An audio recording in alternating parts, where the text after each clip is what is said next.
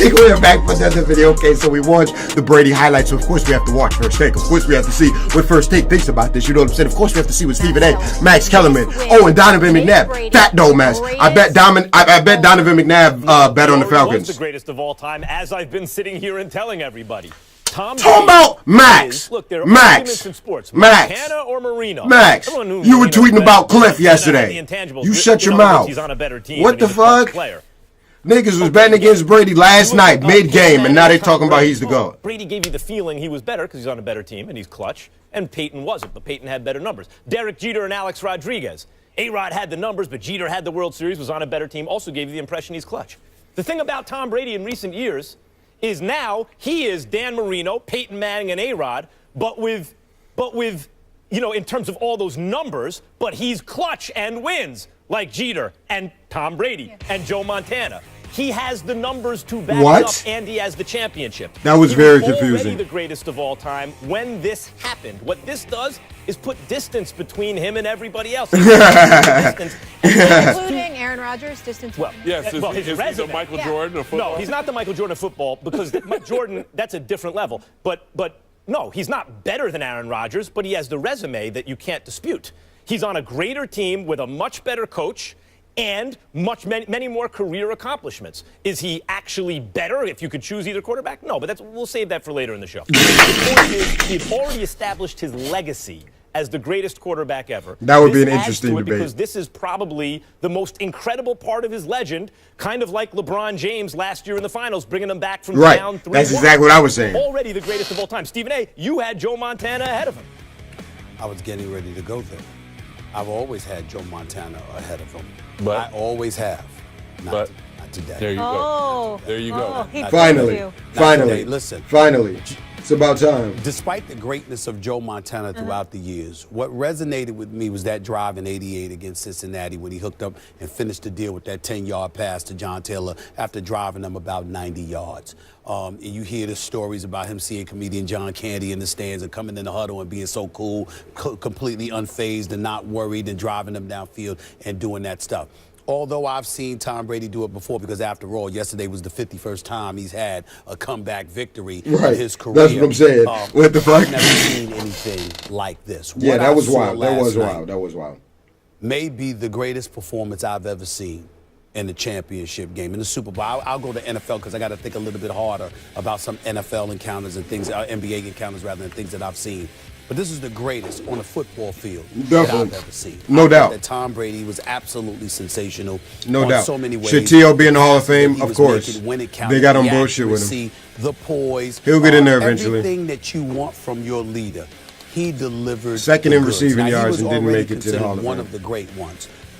After what I saw yesterday, that was a Montana moment that, to me, I had never gotten from Brady. I saw Brady lose an AFC Championship game to Peyton Manning and the Indianapolis Colts. I saw him lose an AFC Championship game against Denver. I saw him not close the deal against the Giants. And you also saw him go to 7 Super Bowls. Another, whether it's because of a sack or anything like that, or Eli Manning coming to the rescue with David Tyree or the Mario Manningham hookup. I saw all of these things. I was waiting for what I believed was a Joe Montana moment from Tom Brady to eclipse him over Joe Montana. This was it. I concede. I have nothing to say. The greatest performance I've ever seen on a football field. I've said it for the last 2 weeks that he's the greatest quarterback of all time. I've said this. He didn't have to win the game, or even if he lost the game. And I said this because over the history of, Donovan his McNabb. career, You're not pissing me off he today. has done nothing but win football games. And as a quarterback in the NFL, you go to 7 by the numbers that you put up, because a lot of numbers that some quarterbacks have could be you could be getting blown out by 30, 40 points, and you're still racking up numbers. But it's the consistency with winning. Making it to the AFC Championship 11 times and going to the Super Bowl 7 out of those 11 times. Winning 5 Super Bowl championships. I don't care if you average 195 passing yards a game. You're still showing that you're a winning quarterback. And for Tom Brady, besides Randy Moss, can you name a Hall of Fame wide receiver or tight end that he's played with? So when you compare him to the Joe Montana, Deion Branch was pretty good. Peyton Manning's, when you compare him to to guys who have been up in Gronkowski the is upper pretty echelon, who have amazing. played with Hall of Fame wide receivers, running backs, or tight But ends. that's true. He normally Tom Brady doesn't. will go. Let's give Gronk credit, too. Well, Gronk, to me, Gronk might not play more than 3 or 4 more years because of his injuries. That's a serious injury. So now we're questioning if Gronk really is a Hall of Famer. He may get in, but it won't be the first or second ballot type of Hall of Fame. For Tom Brady, it says a lot because, to me, he is the Michael Jordan of football.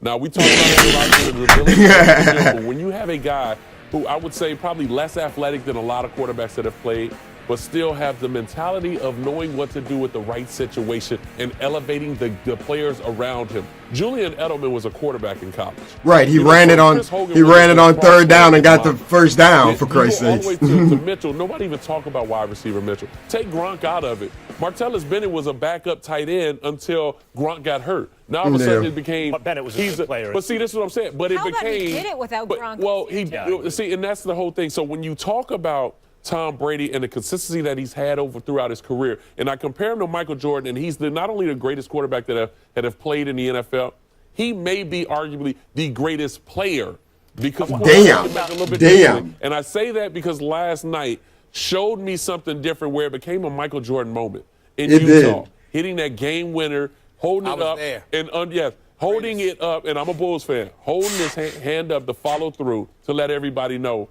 where I stand as far as history is concerned. That last night showed where Tom Brady was, with they leading them down for the championship for the win. That right there just let everybody know how great Tom Brady is. And it was a mic drop moment where he can retire at this point, and we would love him for the rest of his life. What you guys are both talking about is the narrative-changing nature of the moment. For you, it's having that Montana moment where you drive to win the whole thing. For you, it's letting everyone know that you're the greatest of all time, like a Michael Jordan moment, Joe Montana moment.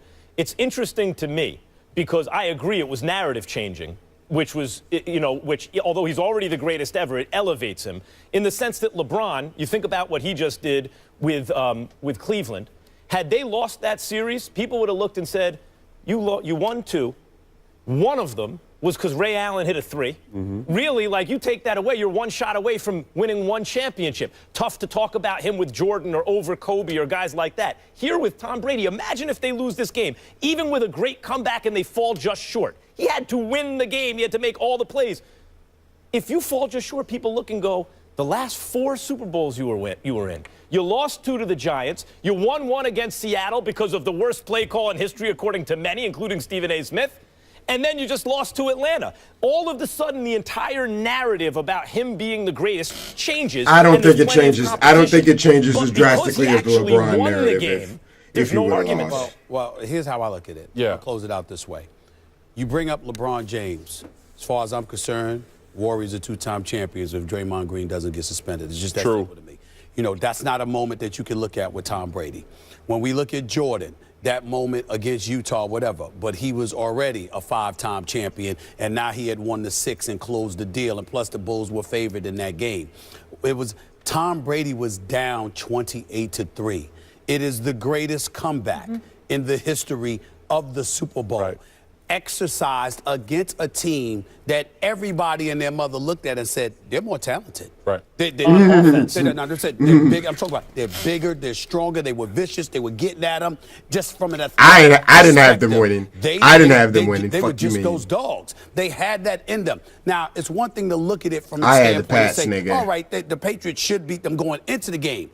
But once you watch the first 2.5 quarters, you thought the game was over. You saw it, it was like, my God, they're just better. And then here comes Brady. Yeah. And the defense and special teams. But you got to remember, and a lot of mistakes by the Falcons. 2 games that they lost against the Giants, he was winning. That's right. Up until 2 minutes. That's right. All right, that's got to be the last word because we got a lot more to get into. So you heard from the fellas on Tommy Boy. Now we want to hear from you. Is that Tom makes Brady him the greatest quarterback of all time. Now. Just wanted to hear what they had to say, although I already had a feeling. Max is talking about he was already the greatest quarterback of all time, regardless, but he was tweeting all this clip bullshit last night, blah, blah, blah. But anyways, yeah, that's going to do it. I think that this makes Brady the best quarterback of all time. I think that he is. Man, is he better than Aaron Rodgers? I don't know.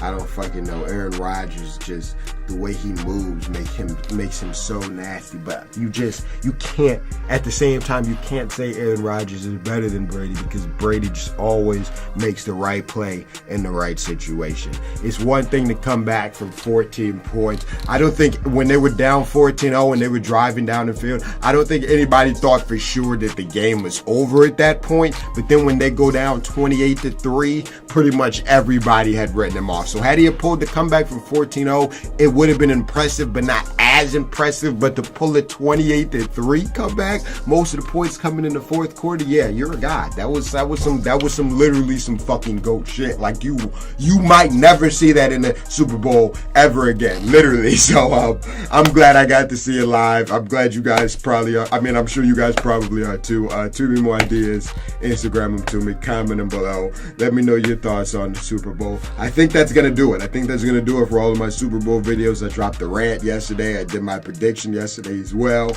Then we watched the highlights today, and then we watched First Take. So I think that's pretty much everything as far as the Super Bowl. I'm gonna let it go for now, but I'm not gonna stop saying it. I'm not gonna stop bringing it up. What the fuck? I've been a Tom Brady fan, been a Patriots fan. I told y'all motherfuckers from the start not to bet against greatness. Stop betting against fucking GOATs. Talking about if Draymond would have, niggas, they still would have. Oh my god. Anyways, I'm not even gonna talk about that. I'm out of here, man. That shit kind of pissed me off when you say that, but I'm out of here.